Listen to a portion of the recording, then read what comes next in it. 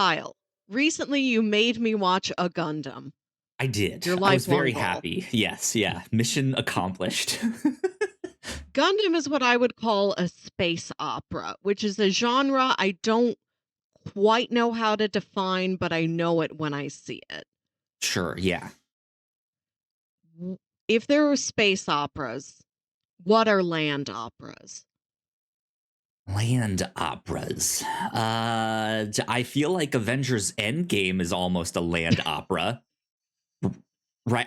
I just think like big, large scale battle happening Okay. on Earth, right? But like, I mean, that also has some space and stuff in it too, I guess you could say. But I'm even thinking of just like is it that I don't know. There has to be some like war movie or like like Last of the Mohicans or something like that. I Yeah. don't know. I'm Okay, just now you're right. getting towards what I think a land opera is. I think Horizon and American Saga is a land opera. Anything Costner, anything not westerns, but also Just big anything with epic scale right. is Yeah, kind of what I'm thinking. anything with a horizon line, which I don't think Avengers Endgame necessarily has. Anything with vistas I mean, it and has like that like the struggle. Captain America standing there against Thanos and his hordes and stuff while the portals are starting The to land is open. so insignificant.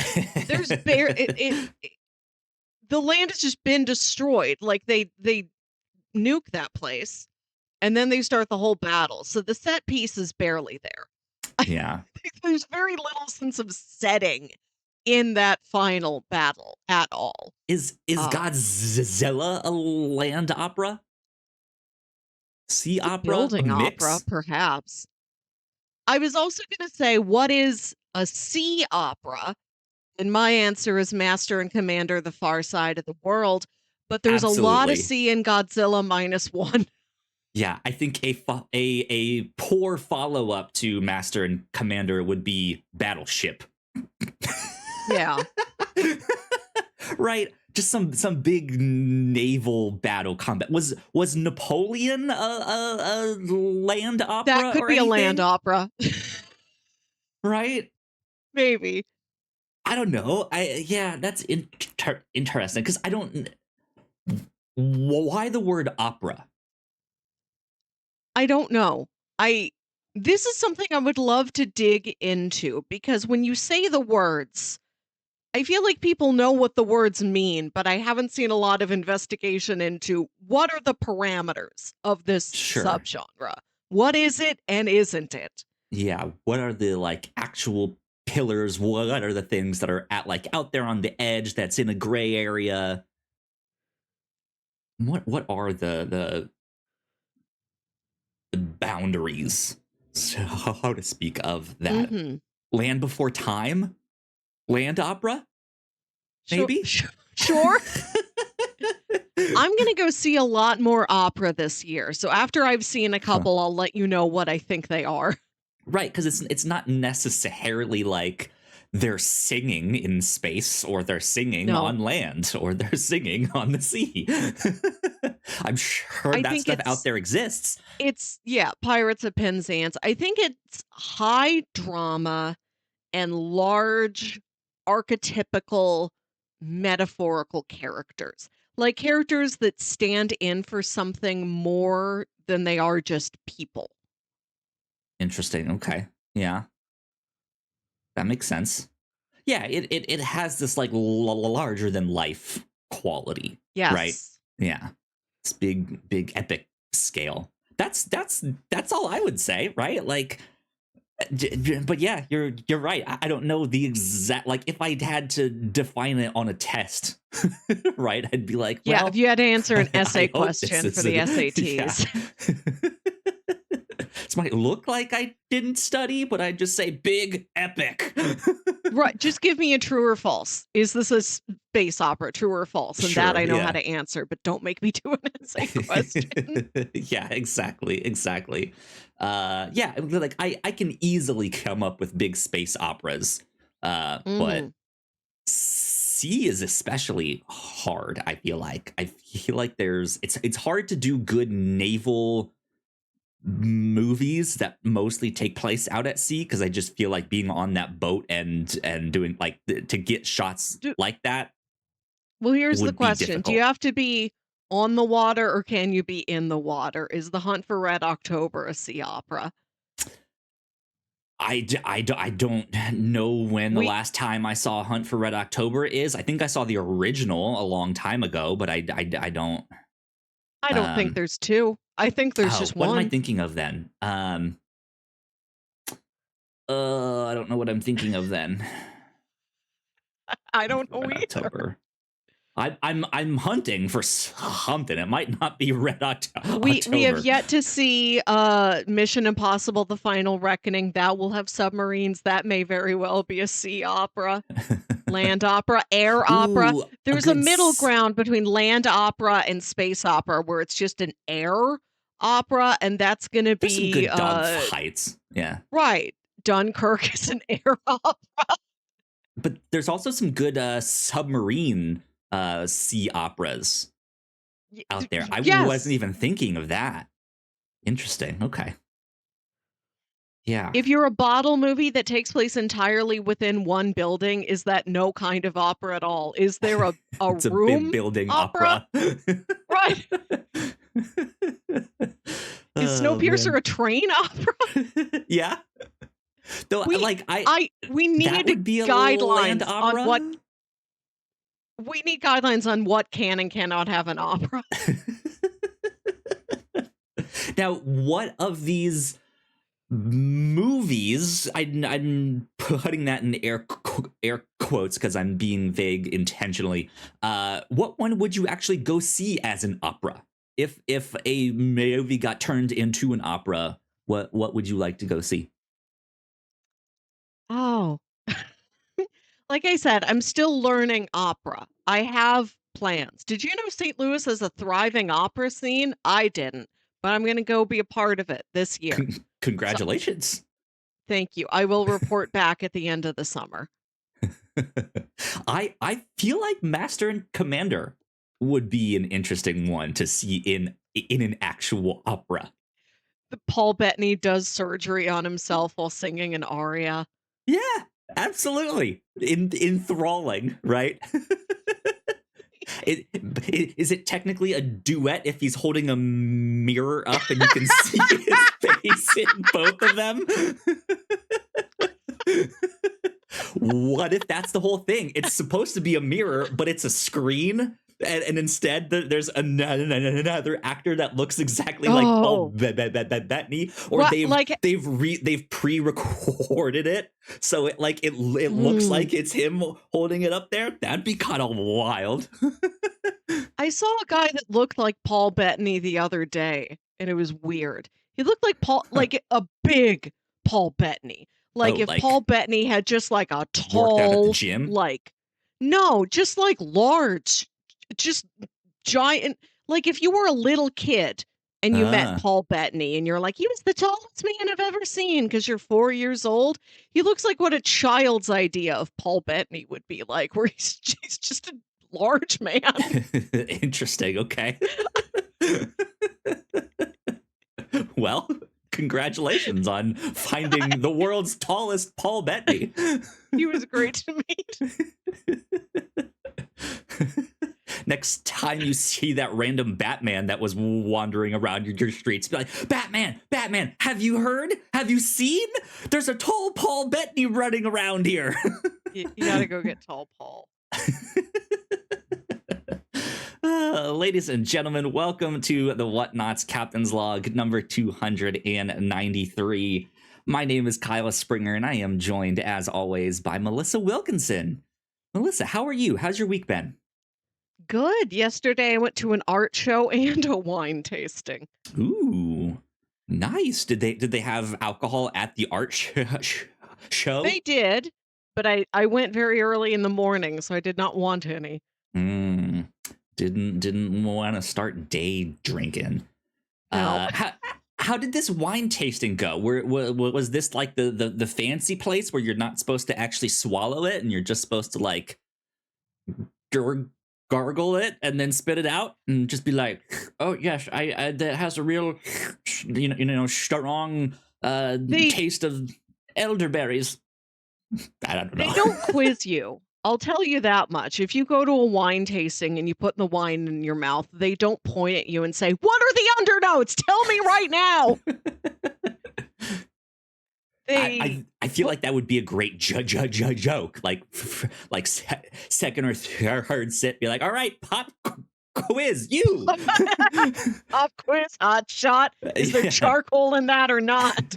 exactly. I I would l we would know a little bit about wine because we read and then watched The Drops of God, and that's a lot of our knowledge. We also I mean, watched Sideways. That's most of even it. that's a stretch to say we have some knowledge of wine, but yeah.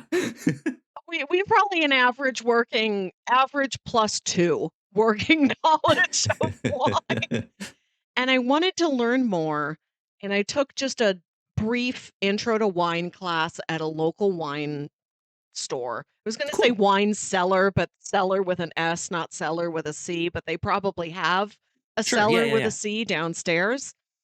They put a cellar with an S in the cellar with a yeah. and we had, like, 6 wines, a little bit of each, some reds, some whites, some basic kinds from all over the world, That's cool. and they show you a picture of the grapes, which I liked very much. Like, I'm supposed to look at grape versus grape and, like, know something about it. I Wow, don't. I ate that one. Wow. We look at pictures of the grapes, we look at a map. They tell you what it's supposed to taste and smell like, and I smell Mhm. it and I taste it, but, like, my palate's not that smart yet. Sure. Like, It's like I once you're real told, you're like, yeah, I can see that, but I wouldn't have gotten that right. on my own. I have to concentrate very hard to get a hint of there being licorice in there. And Mm, some of the stuff I'm like, "I just have to take your word for it." And I wish I could do this. Like, I don't know how to train my palate better besides getting a box of all the little smells like you get sure. if you're Yeah. a real sommelier, that you get a smell box to train your nose. But I think those are expensive. I don't know how to just get one.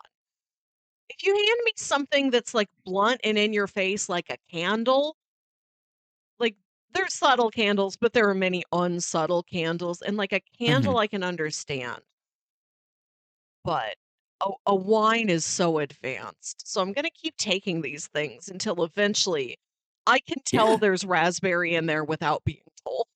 Yeah, absolutely. That sounds like a lot of fun. I knew a couple guys in college that took a wine tasting class. Um Mhm. and of course there's a lot of people that take it just to be like, well, I can drink alcohol in school. That sounds fun, right? But they actually like walked away with like being able to at least do some basic stuff of like I can recognize maybe a few of the scents or the That's flavors, good. and also could give you like, oh, a wine from this region is supposed to be like X, Y, and Z here. Mm. And also some basics on like how to get the those flavors to activate in a better way to Yeah, decant it and stuff like decanters that. are beautiful. Um, I do wanna own one for the sake of owning one. Right? Yeah. Yeah, I mean, Rachel and I have like a little tiny home bar that we have. There's no wine, which is a problem I've encountered when trying to find like shelving for like Oh. space. Like when I look for like home liquor cabinet on Amazon, a lot of the ones they have will either be like little small shelves of like this is supposed to go on an end table, right? And Mhm. it's or A it's bedside table. right, yeah, or it's like about the same size as your bookshelf, Yeah. the smaller one, um, or it's bigger, but it's like here's like a whole rack for wine. Here's spaces where you Yeah. can hang wine glasses or mugs on. It's like I don't need that. I just have like some whiskey and tequila and vodka. Like I'm like actual liquor, not wine. Like I'm not looking for a wine cabinet here. You Um, should hit some antique stores because I feel like a liquor cabinet of yesteryear is truly more liquor focused. Like picture like Mad Men or something. That's a liquor air time. They're not yeah, drinking wine. and I like don't think wine was so much part of it. right, yeah, and even then, I can find some bigger ones that are more so liquor cabinet, but it's also the liquor would be like stored away in shelves. And I kind of want to display it, and I want it up Yeah. higher. I don't want to have to like bend over and find it Right. right You in don't have some dark kids. cabinet. Yeah, The cats will get um, in there. yeah, so like I want bigger shelves. We started to get some shelves for that, and unfortunately the drywall we had was too crumbly, and like even the shelf itself like couldn't hold itself up, even with all of the like anchors in and stuff like that. So we were like, oh well, we kind of screwed up our wall a little bit with that, Mm, but oh well. Um, so yeah, interesting that it's like, here's a liquor cabinet, and look, you can place your coffee machine right there. And I'm just like, I don't want to place it's my coffee machine there. liquor specifically. It's not every liquid. Right, yeah. It's not a liquid cabinet. Exactly. Um, man, what did I do this week? My week was much more uneventful. hmm I can't really say I did much. I played a little bit of video games, watched some F1, watched some hockey. That was kind of it. Um, Hockey. How's yeah. hockey going? Hockey is all right. The regular season is wrapping up in the next couple weeks here, and then the playoffs start soon. The team that my partner and I picked and started to root for was the Seattle Kraken. They won their game last night, 5-1, which was awesome. Mm. They're not gonna be in the playoffs. They are an under 500 team, so they're not the best right now. But hopefully this next year they'll get some good momentum going. I think at the end here they've started to, it's like, okay, these guys are starting to play together like a team here. This looks good. Nice. So that's been fun. It's been Cool. fun. I've been watching some of the race highlight videos they put on the F1 YouTube channel. Oh, I've not sat nice. down for an entire race yet, but I'll watch that Yeah, 8-minute highlight reel. there you Kimi go. Antonelli is doing very well for being a literal child. He certainly But maybe is. that's the strength of it. Maybe the literal children do better. Yeah, I mean, he's been pretty good. They had the race in Japan last Mhm. night. I have not gotten to sit down and watch it yet. But I guess the big news going into that was that Liam Lawson, who was on Red Bull, got demoted to racing bulls, and Yuki Tsunoda got brought Oh. up to Red Bull, who I thought that should have been the move in the first place, but also poor Liam Lawson, man, to get like Mhm. to be on Red Bull for 2 races and then Oh, get man. demoted. Oh, Yeah, so that was just a whole mess of a situation, but it was Yuki's home race. I think he finished in 12th, so not the greatest, but still, I think he'll be on Red Bull for the remainder of this season, which is good for him. So very nice. exciting I stuff. I Yeah, ear I earmarked that Miami race the first weekend of May. I'm like, that's one that's actually in an adjacent time zone. I'm yeah. gonna go out and watch that. I'm gonna post up in like a Buffalo Wild Wings or something and watch it live. I want the sports bar experience. Yeah, yeah. You'll have to be like, hey, will you guys be showing the F1 race there? Because I'd love to come watch it. Because Mm. I don't know if they'd naturally put that on or not, but I've never who sought out a knows? specific sport, so I don't know where to find them. I don't It'd even know. probably Maybe be on we some have. ESPN. But we I'm not are sure. a big sports city, and I don't know if there are sports-specific bars or, like, is there a specific place I can go to where they're like, "We always have the F1 going. Come on in, friend." Right. Yeah. And, like, we'll Yeah. put baseball on if F1's not on, but, like, race cars first. Yeah. It'll be interesting. If not, F1 TV, you can get it for a month for $3, and Like you can. $3. Yeah, you'd have to watch the race slightly delayed, but right, you get a whole month's worth of stuff Right. there. So I'm only talking about it with you, so yeah, I so don't need to keep up with anything. but $3 is real cheap, so it's always a good option Mhm. if you're here in the States. But You can do a lot with $3 American dollars. well, hopefully. um, let's see. So yeah, last week we talked about a bunch of F1 stuff. I got to explain a lot of it to Melissa. So let's catch up on some pop culture. It's been a while since Yes. we've gotten to dive into all of that good stuff.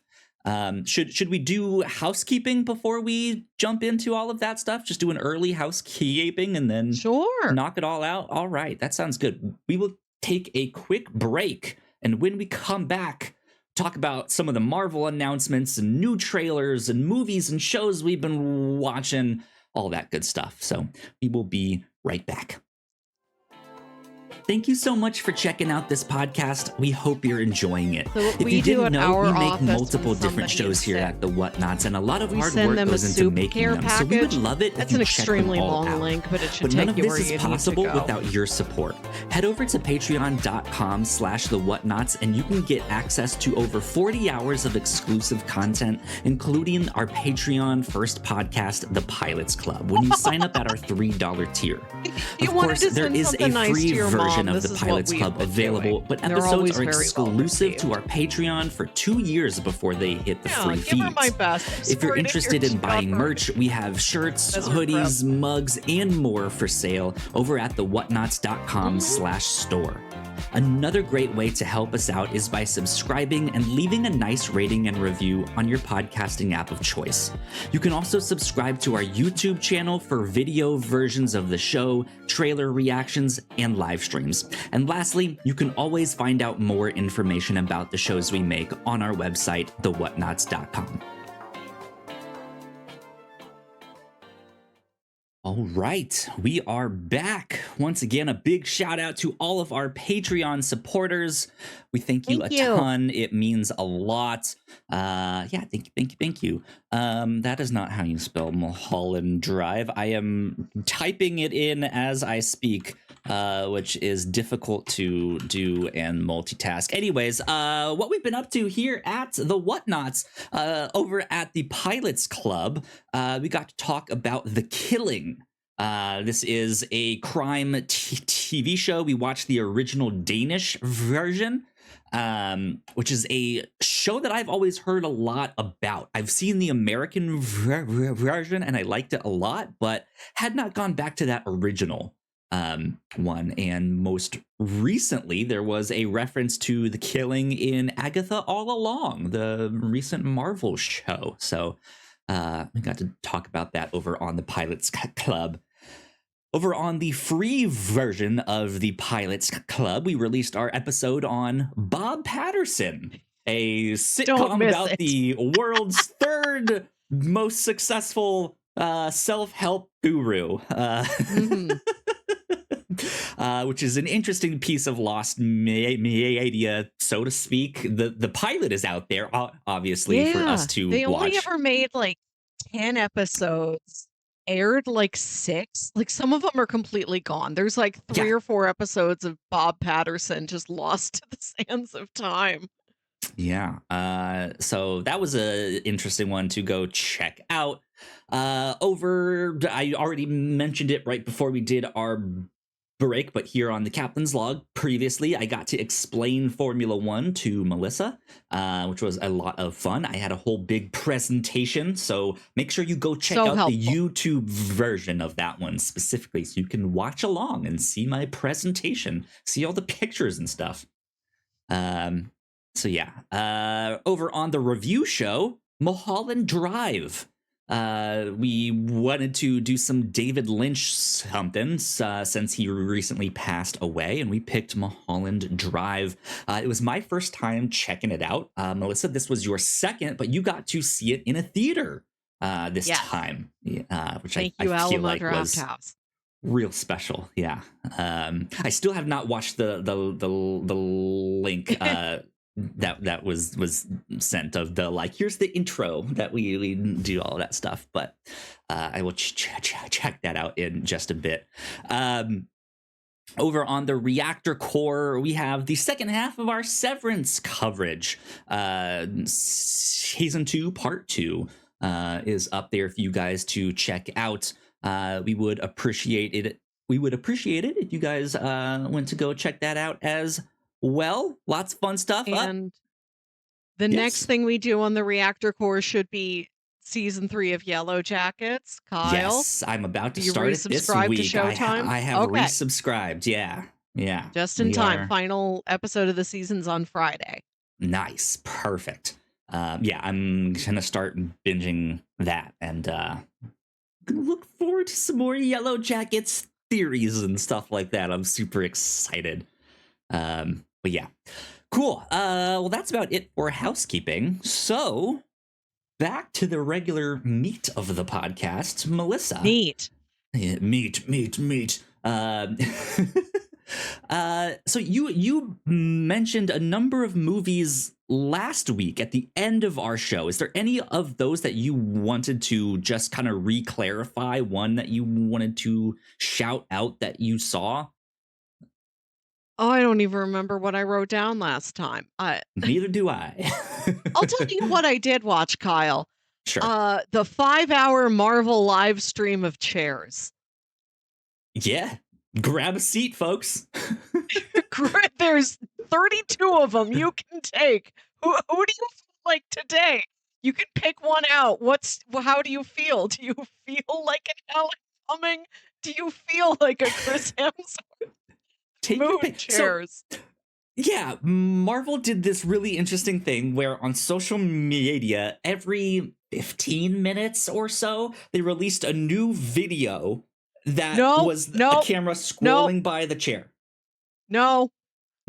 It was not a new video. It was one continuous 5-hour live stream where every 12 minutes the camera See, I didn't even know that. To a new director's style fold-up movie set chair with the name of an actor on the back. And then it started, they broke it up into social. All right, I see. Yeah. No, it was one 5.5-hour long live stream. And to clarify, I did not watch the Marvel live stream directly. I watched the New Rockstars Break Room live stream of the Marvel live stream, which itself was like 4+ hours. Right. Like last Wednesday, this was all I did. This was from the second I got home till the second I went to bed. I just watched this.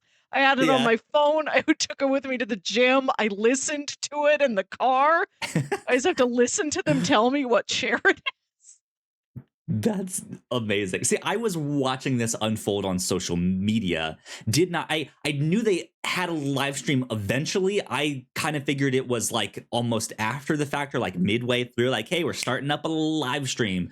But yeah, no, I was watching this unfold on social media. And of course, every 15 minutes or so, a new thing is coming up and everyone is losing their minds and freaking out. But you said 32 chairs. Is that correct? I was told 27. There's something in that range. 27 might have been right. I don't remember the exact final count of chairs. It was just a lot of chairs with a vague hint that there may be more. Yeah, of course, I doubt this is the entirety of the cast. There were some fairly notable characters not mentioned in this. Also, some ones that were just absolutely big surprises. Like, oh my God, they're bringing everyone back.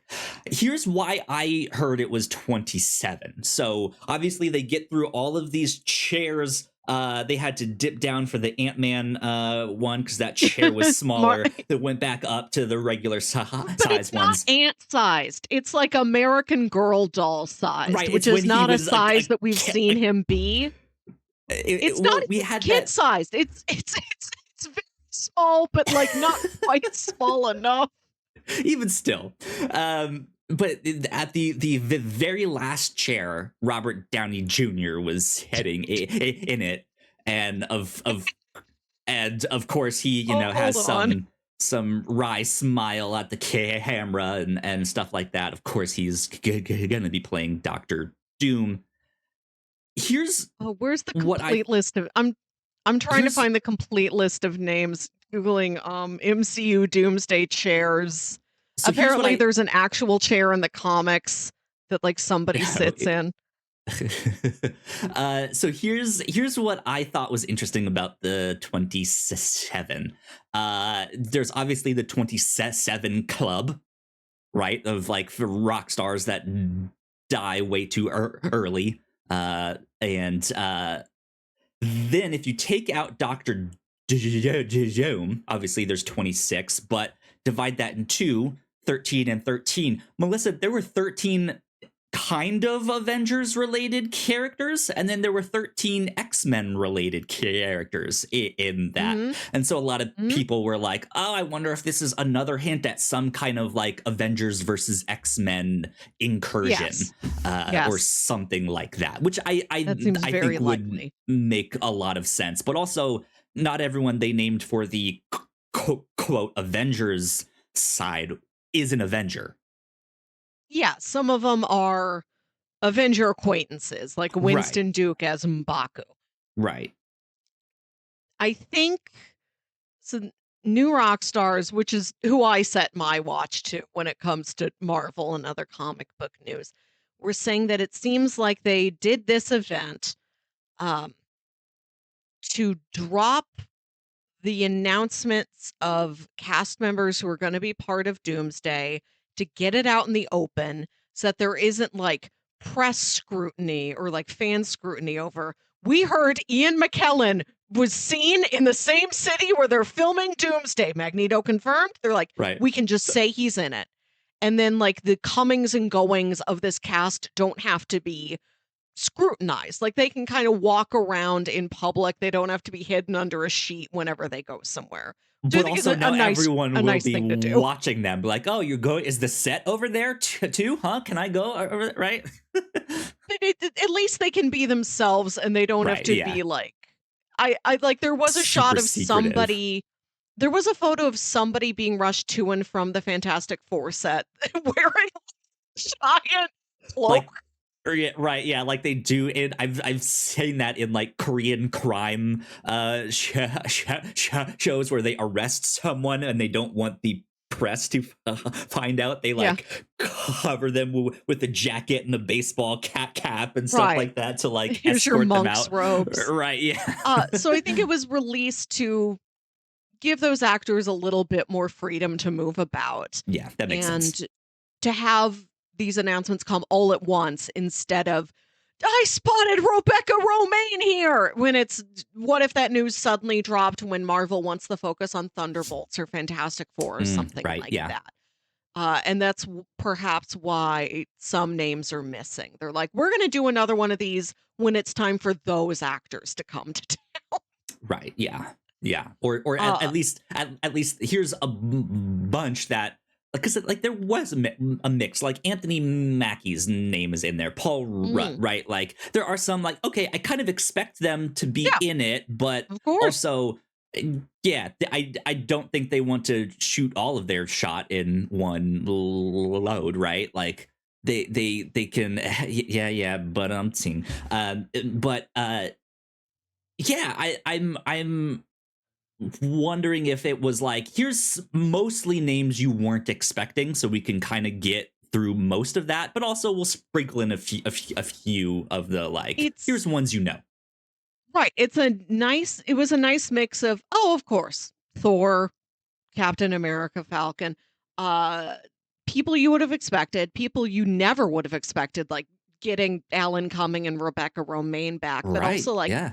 oh, good. Namor's coming back into the story. Like, Yeah, characters that were good. set up, but they hadn't, like, looped back around to yet. Like, Yeah. good to know. Thank you for the reminder that these characters are out there. Also, a good number of the Thunderbolts telling Mm-hmm. us, all right, so these characters live to the end of that movie. All right, we're still gonna have Ghost at the end of that movie. Interesting. I guess here's the thing, though. I with incursions and multiple universes, Right, is there right. some kind of time travel happening here? A lot of Time people were travel, out alternate there, universes. They announced actor names, but not character names. So, like, we can right? presume Yeah, all of these actors are playing who we expect them to play, but they could be playing alternate universe versions of themselves. right. Yeah. That does not necessarily mean that everyone will survive the Thunderbolt. Red I Guardian might die in the Thunderbolts, and then we see an alternate universe yes. version of him, Mhm. right? Um, that's the thing. I don't know beyond this what it means. I guess I kind of alluded to the 27 Club earlier. I was even wondering of like, is this a list of everyone who dies in Right. this here? Is that why the chairs are empty except for Doom at the end here? And he's like, like smiling at I the am end, like killing I all of did these this. people individually, Exactly. directly, Maybe. personally, with eye Yeah. contact. Yeah. Fuck this X-Men in particular, right? Yeah. Like that is because that is the thing with a movie with that large of a cast.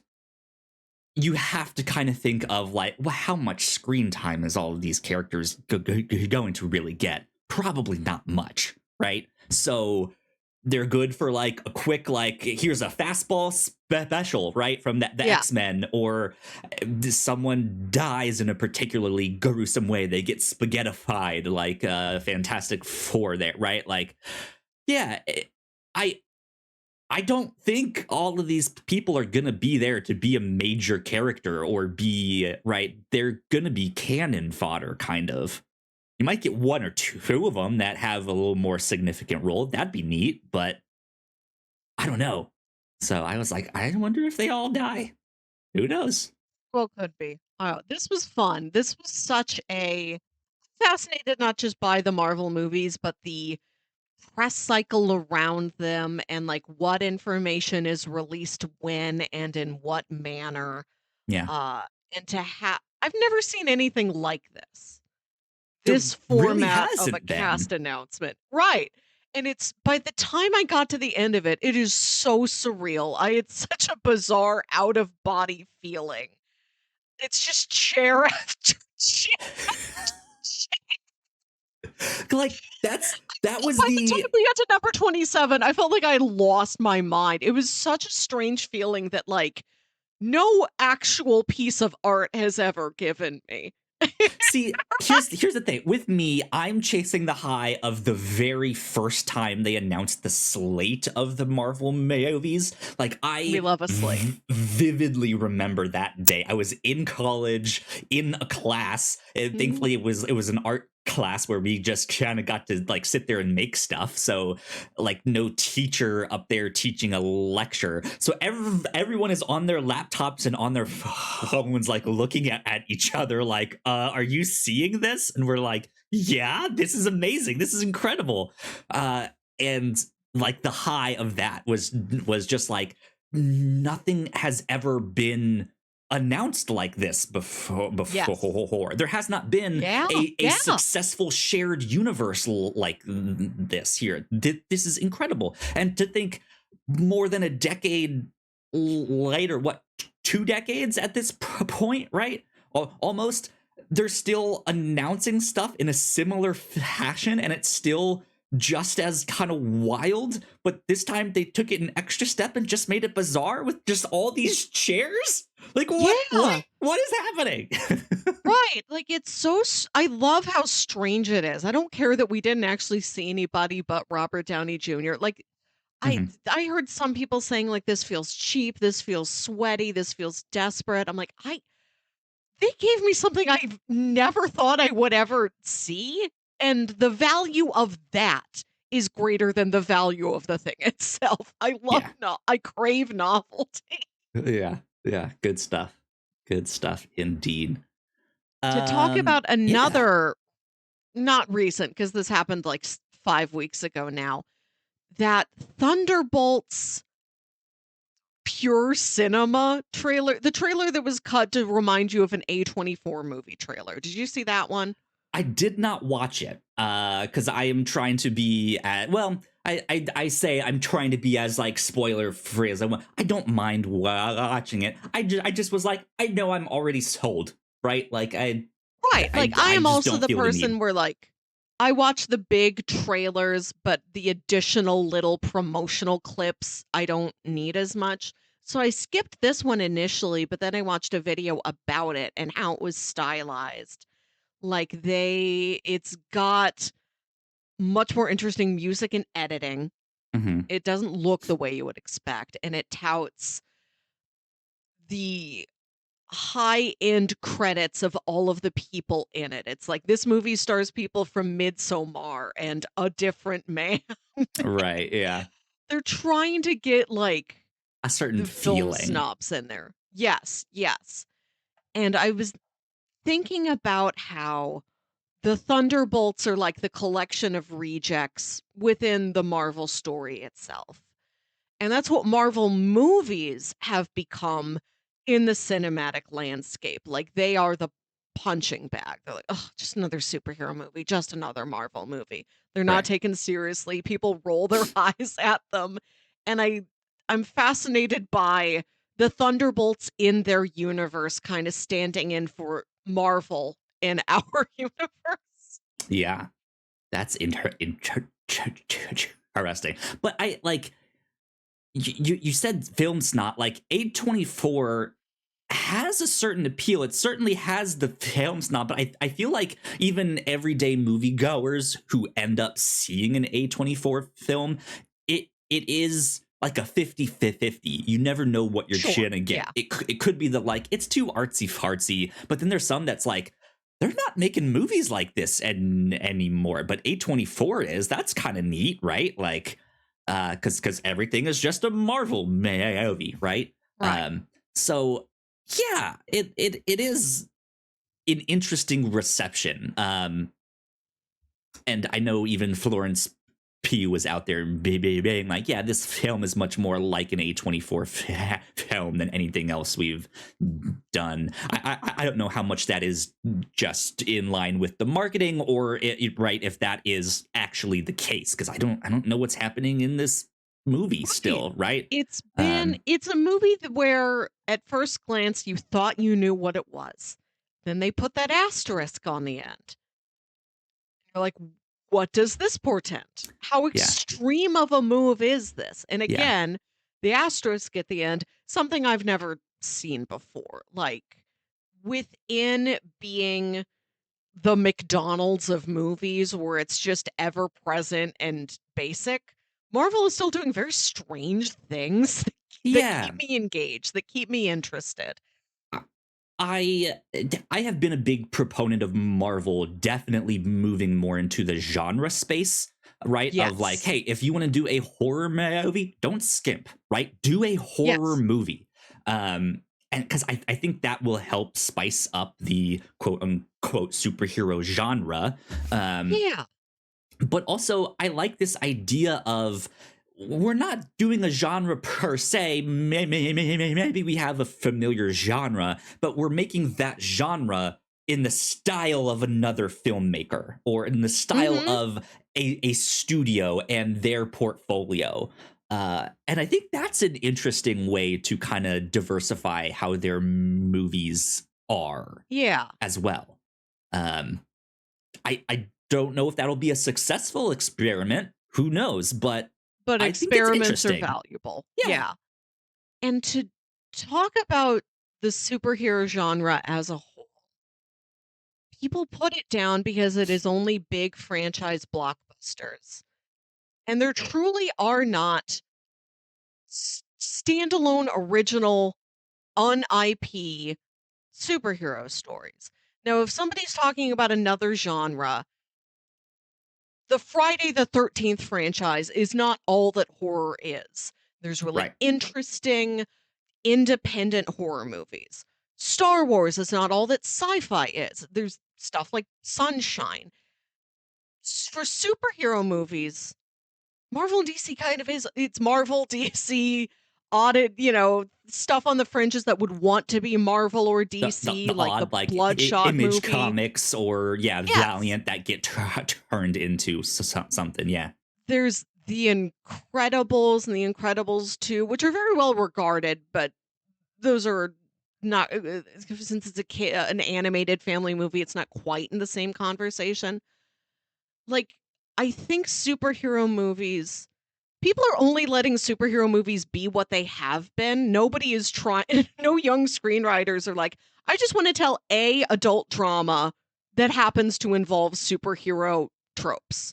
Like, nobody's trying to do anything with it beyond what it has been so far, except for my main man, M. Night Shyamalan. And he went on to develop his own like micro 3-film universe around Unbreakable. But I think Right. I don't think any studio was pushing him to do that. I think that was something he wanted to do. Yeah. There's nothing like Unbreakable. Nobody else has tried to make an Unbreakable. And I think that's what the superhero genre needs. There's I mean there are a few things out there, but nothing pardon the pun, that has broken through, right? There certainly is a lot more superhero comic book related stuff in the TV aspect that I think has the screen time to dig into more of those themes and stuff than a blockbuster movie might. You got The Boys, you have Invincible. There's all sorts of stuff out there. There's even the Marvel shows, but what I'm talking about is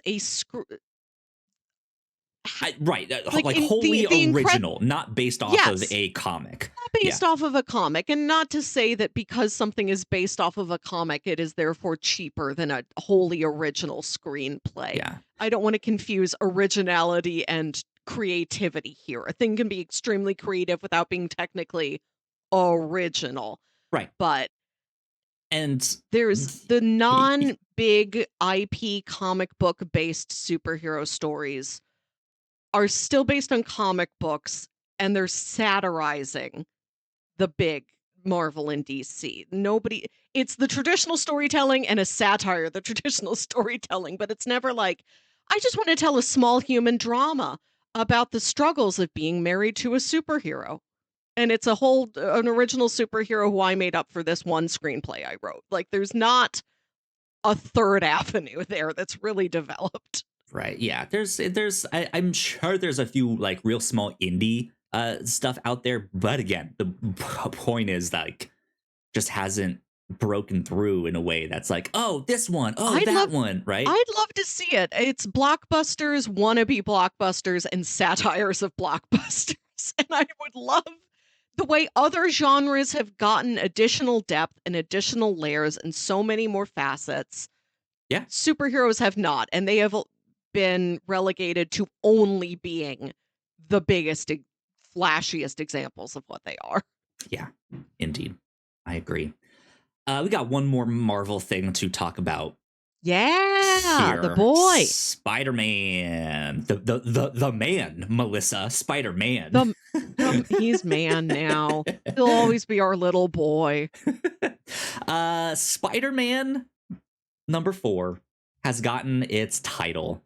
Spider-Man Brand New Day. Melissa, and it will be the start of a new trilogy. Yeah, they announced this late on the 31st, right before April 1st. I didn't see this until the morning of April 1st. Melissa, this is the kind of thing that you do as an April Fool's joke. You name your Spider-Man movie after one of the most controversial Spider-Man storylines that most Spider-Man writers don't like. Well, no, that's One More Day. And then Brand New Day was a follow-up series that tried to correct on One More Day, correct? Yes? Yeah. uh, so the thing that I was alluding to, there is a storyline where Spider-Man makes a deal with Mephisto to save Aunt May's life in exchange for his marriage to MJ. That is the one that people don't like, right? That is what I was like. This is the April Fool's joke that you did, right? But yeah, you are correct. Brand New Day is something else. It is trying to kind of correct some of those steps there, but yeah, I don't know how I feel about this one yet. I don't feel like Brand New Day stands out as a story in comparison to the other one more day, right? I Um, I don't know how literal of an adaptation it's going to be. It may just be we're going to take the title and maybe a few very large swaths of general thematic relevance. Um, oh, yeah, I because love Spider-Man. I look forward to a new Spider-Man series. I'm yeah, curious what they will do with a whole new trilogy. And especially because Brand New Day is coming out in between Doomsday and Secret Wars, what kind of space it will literally what kind of space it will occupy in the as attached to the larger Avengers franchise. yeah. Who knows? They could be pulling from something like Secret Wars, where a number of the heroes get transported to their battle world, or the Mhm. more recent Secret Wars, where instead of being transported to a new world, Doctor Doom saves the world by making a conglomerate world of all these different broken multiverse worlds, and they're all smashed into one planet called Battle World.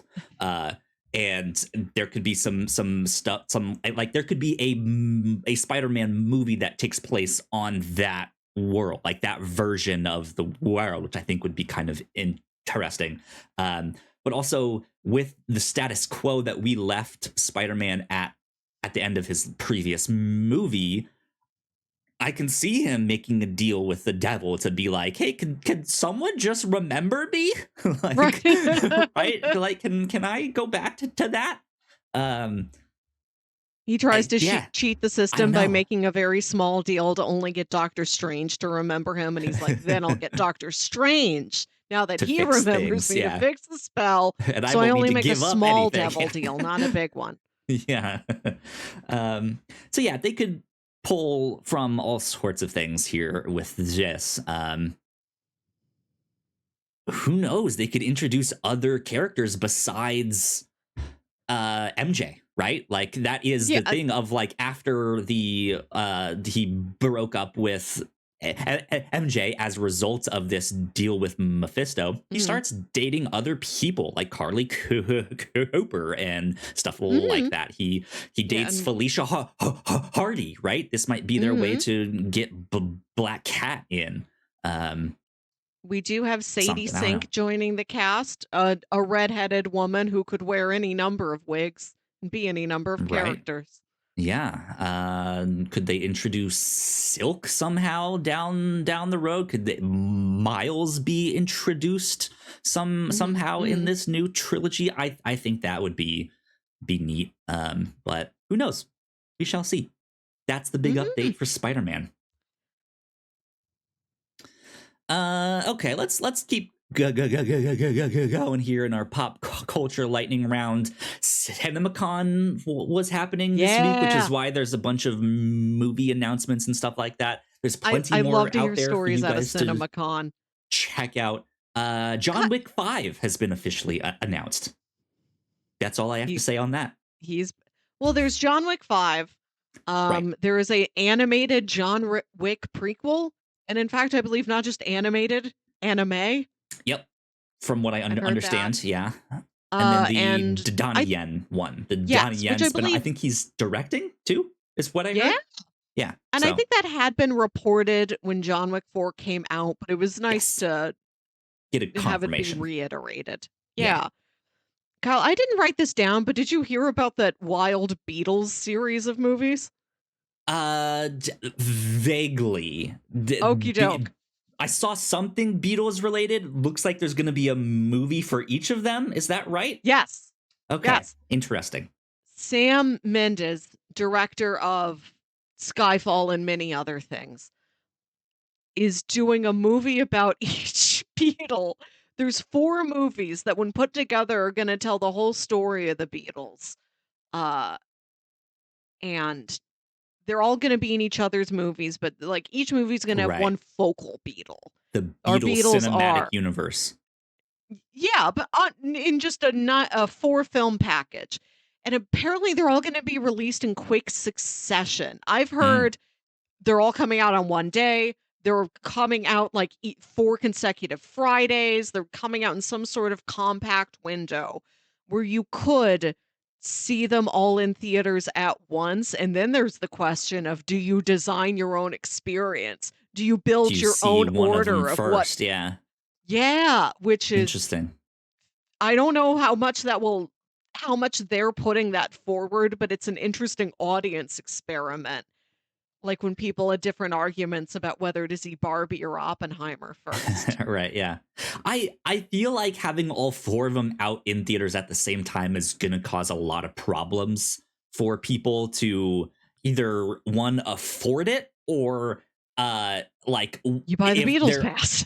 right, or if they're all in at the same time, what else is it blocking out, right? Of it is Mission Impossible now having to compete for IMAX screens against Beetle number 3, right? One Beatle movie gets to be in IMAX, the other 3 don't. I'd love if each one of them had a special add-on. One's in IMAX, one's in 3D, one you can smell. One's in smell-o-vision. But yeah, like I could see like a once a month thing, but even that feels quick to me. I could see like once a quarter would I be wonder if once a interesting. quarter might be what they do And in that the gives end, but people time to like go out and see each one. or they can just live the hard way like I do and see 4 movies in a weekend. See it in one day. Some Marathon people do session, Tough Mudders. I do right? this. Uh, our Beatles are Harris Dickinson as John, Paul Mescal as Paul, Joseph Quinn as George, Barry Keoghan as Ringo. There you go. Stellar. Interesting. I'm not a big fan of Beatles, but I'd go see it for Barry Keoghan, right? Right. And So how many people are going to duck in for only one? I'm only seeing Ringo. Ringo or bust, baby. Here we go. Part of the Ringo Club. Is there one popcorn bucket or individual popcorn buckets? Or is it like a Voltron where like they all come together Put to 4 create buckets together and then you have one a really, giant really beetle? big bucket. It creates a giant beetle. Like it's each of their instruments. Right. Yeah. Yeah. Yeah, that's an interesting one. I only saw one tweet about that, but that really was not on my This has been the radar. talk of the town where I'm over at. And there you go. There you go.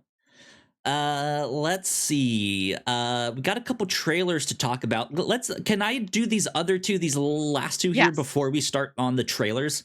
Sure. So to jump over to Star Wars, it was announced that Star Wars Tales of the Underworld will be coming out May 4th, which should be a lot of fun. This is just 6 shorts, little short animated. It's about Star Wars hell? What's the underworld? The underworld being like all the crime and bounty hunters and stuff like that. So within these 6 episodes, it's going to focus on 2 characters. Spoiler alerts a little bit if you're a fan of the Clone Wars and stuff like that. It follows Asajj Ventress and Cad Bane, who are 2 bounty He's hunters. The one with the hat? Yes, he was also in the Book of Boba Fett. He's blue face, always chewing on a toothpick, stuff like that.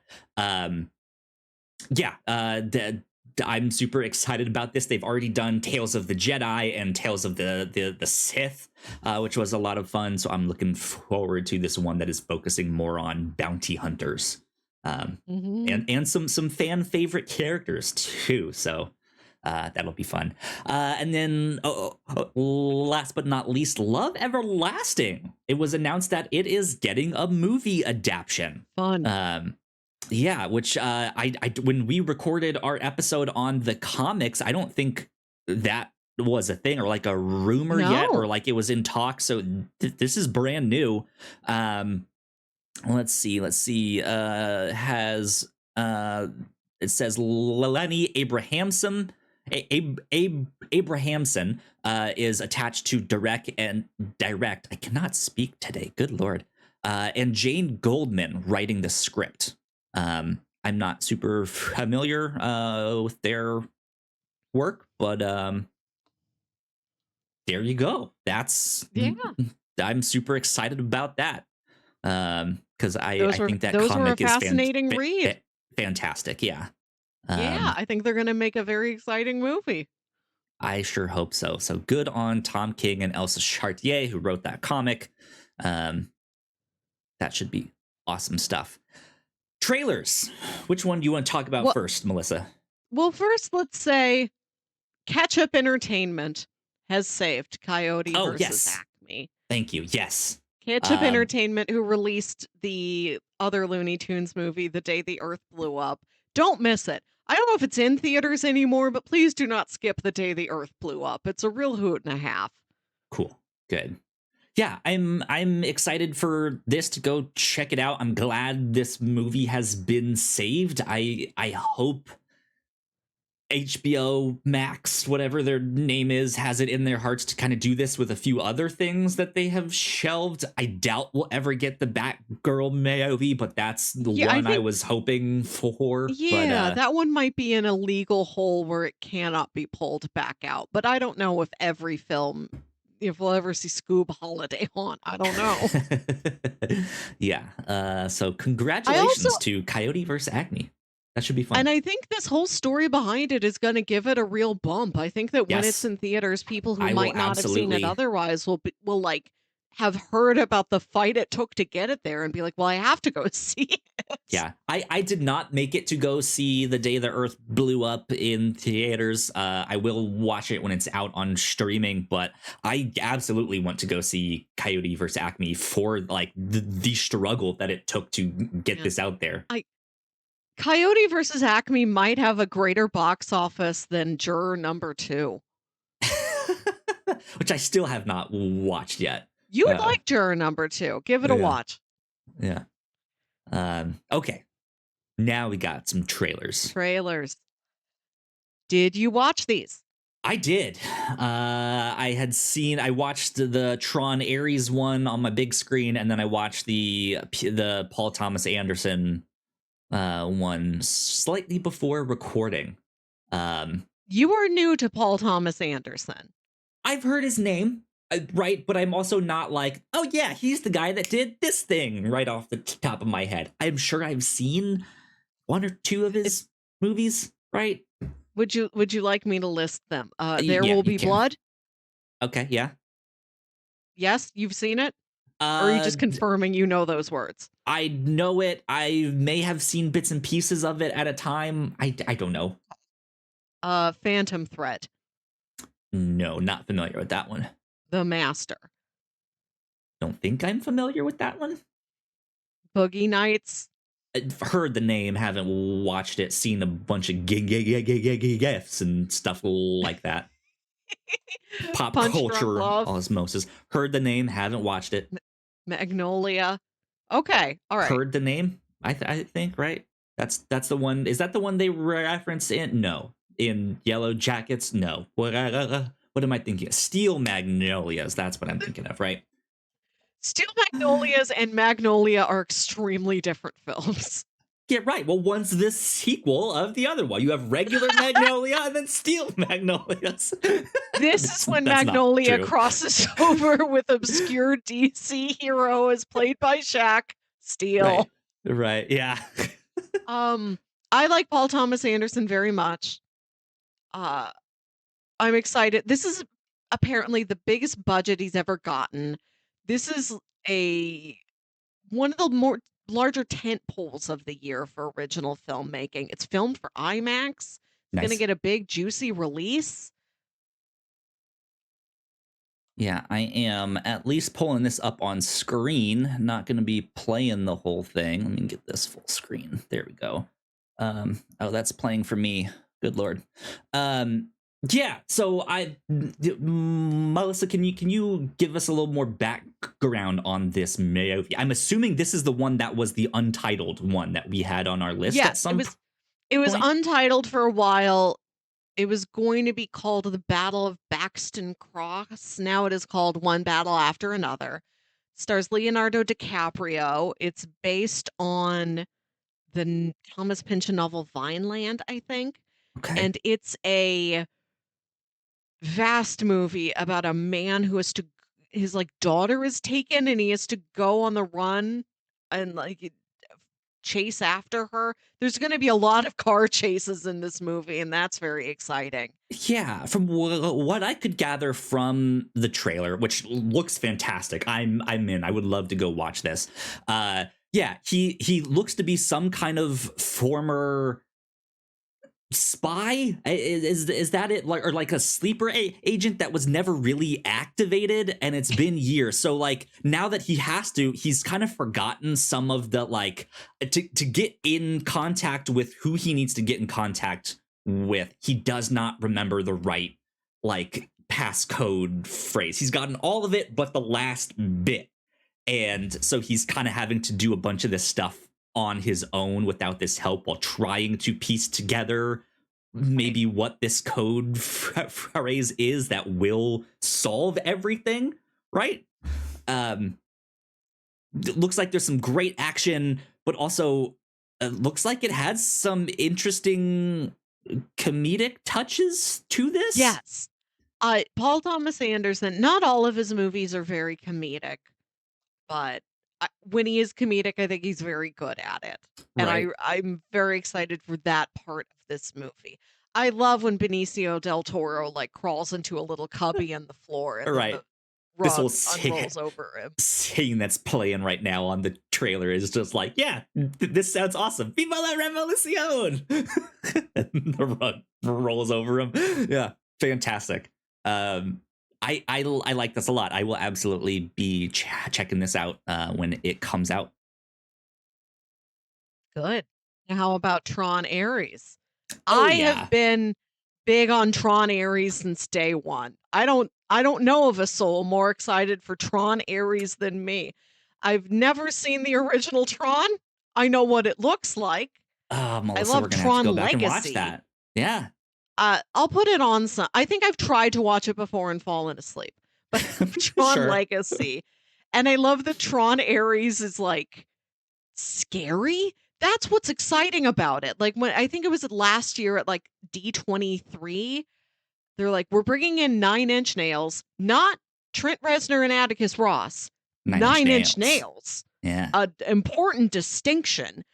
And it was billed as kind of a horror movie. Yeah, it almost feels like an alien invasion movie, but what if the aliens were computer programs, right? Right. It's Tron comes to the real world and the light bikes are driving down a real human highway and they cut a police car in half. And that big thing that looks like a big staple that flies through the sky and like Yeah, that's a grabs great you. way to It's right. describe it. The big staple is just hovering in the sky. I love the idea of a war movie where they're like, I don't know what this is. How do I fight this? It's Right, not from yeah. space. Where is it from? Yeah, it's an interesting one. I really like the look of this trailer. It looks Mhm. fantastic. Tron always looks good. Yeah, it really, really does. I'm gonna have to go back and watch the other one before this. Uh, my only hesitation is Jared Leto. Uh, just everything I know about this man is that he's not a good guy. he can't, I hate to admit, but I think he can fucking act. Um, but yeah, that's just like the hesitation for me. But I know I'm still gonna go watch this here. I think this looks fantastic. This is my kind of movie. Looks so good. I really look I'm forward just to it. watching the trailer and just like in awe. I'm just like, oh man, this looks so cool. This looks so I cool. wish I could be anticipated for a movie in such a way that it made the people involved with the movie more well-rounded as human beings. I don't know how to give in that way. I don't know how Right, to make yeah. that happen. Yeah. Tron Ares. Yeah, I'm stoked. 10 10 25. There we That's what I'll go. do for my birthday. It's a treat for Nice. me. That'll be good. Um yeah, that's kind of all the pop culture stuff that I have written down here for our culture quote unquote lightning round. Spent most of our episode on that catching up. I did get to watch Castlevania on Netflix, the animated series. Mm. That series was really really good. Is this the one from a couple years ago, or did they make another one? This is the one from a couple years ago. They Okay. did make another one, a follow-up series to that, that has at least 2 seasons out right now. I don't know if they're making a third one on that or not. I'm not sure. That was one I was also kind of putting off because of a problematic creator on that one, but still, it was like, but everyone who's seen it also says it's just so damn good, right? Like, I want to watch that at some point, and I finally did. It is fantastic. But yeah, I will eventually go watch the new one that they've been making. I cannot recommend the show enough, except for the like writer of the show, the creator has also a problematic history of stuff, to say the least. But yeah, watch that. Also, I've been watching a show on Apple while my subscription is expiring. Mhm. It expires on the 20th. It's a show called Surface. Now, I had watched the first season of this a handful of years ago, when I had Which done one my is this? It is about a woman who wakes up with amnesia. Apparently, she had tried to commit suicide. Who's the Um, woman? what is the actress's name? I don't remember her name. It's like Goo Oh, Gugu something. Mbatha-Raw? Yes, thank you. Okay, that one. Okay. Yeah. Sometimes these trailers play at me and I don't watch them long enough to know the premise, but I do recognize the face. You gotta lead with the face, and then I know what you're talking about. Yeah, I've seen her in other stuff. I Loki. can't. Oh yeah, she's in Loki, that's for sure. But yeah, it's hard for me to be like she's in this one specific thing. But yeah, she's fantastic in the show. But it is about her waking up from a supposed suicide attempt. She jumped off of a boat into the water, and she does not remember who she is. And so she is there with her husband, who's trying to take care of her. And 6 months down the road, she's recovered. She is in therapy, but maybe not everything is as it seems. She's starting to kind of pick at the edges of what everyone is saying her life is, or who they say she is, and she starts to unravel some things here that, like, oh, maybe people were lying to me, maybe they're covering things up, maybe I'm not who they say I am, and stuff like that. And they recently released season 2, which was a surprise because I watched season 1 quite a long time ago, like 2019, 2020, I think. I don't know. It's been some time. I'm sure this was one that got caught up in both COVID and the writer's strike, and stuff like that. But I was not expecting a season 2 just because it had been so long. And it's also not one that you hear people talking a lot about for Apple TV, especially when they go into like, oh, what else besides Ted Lasso is there on Apple TV and Severance? It's full of hidden gems. This we've Yes, learned. absolutely. And I think this is one of them. I don't necessarily think this is like a standout one of like, oh, you need to drop everything and watch this. But it is solid. It's a really good show. But yes, season 2 is out now. I think the finale is next Friday or something like that. So I got all caught up with season 2 as much as I could. And now I'm waiting for those last kind of final episodes to stack up. But that's all I've been watching recently. I'm about to start Yellow Jackets. So Good. Kyle, have you ever seen the movie Prisoners? I don't think so. This is a Denis Villeneuve film. I believe it was his English language debut after I have working in not French been. language cinema. Google the poster for this. I'd seen the poster because sometimes it pops up in my like movie trivia games where it's like, name a Hugh Jackman movie that came out between 2010 and 2024. I knew it in that context. Somehow I missed it when it came out in like 2016 or wherever. I thought this was a movie where Hugh Jackman and Jake Gyllenhaal were in a prison because the movie's called Prisoners. The Right. poster is gray. Prison's a gray place. No, that is not remotely what this movie is. In this movie, Hugh Jackman's daughter goes missing. She's like a 10-year-old girl. She goes missing along with a friend and neighbor another little girl whose parents are played by Viola Davis and Terrence Howard. The cast, the star power doesn't stop here. Right, yeah. It looks like so a these stacked two little girls cast. These two little girls are missing. Detective Jake Gyllenhaal is on the case. His character's name is Detective Loki. Love it. Loki's trying to make it to the big time. A name that I'm still trying to untangle. Like at first it feels like, is this a red herring? Is this supposed to put you on the guy's trail of he's a trickster, he's a shapeshifter? Or is he just a detective low key? Like, is it like no, right? Jake Gyllenhaal can't do anything low key. He comes to this with all the franticness of most other Jake Gyllenhaal performances. Good. And Paul Dano is in it. Yeah. David Dastmalchian is in it as people involved with the case. This is a wild ride, a true tense, taut thriller, edge of your seat kind of movie. Kyle, you would love this. I like everything I've seen of Denis Villeneuve. So yeah, I would love to go back and watch this. This looks good. It's so funny that I watched sweaty. This. His hair's so greasy. Jake Gyllenhaal, he's looking at a piece of paper and his hair's just greasy, sweaty. It's also very rainy in this movie. Yeah. It's very rainy, and I don't think Detective Loki is a guy who goes home and takes a shower.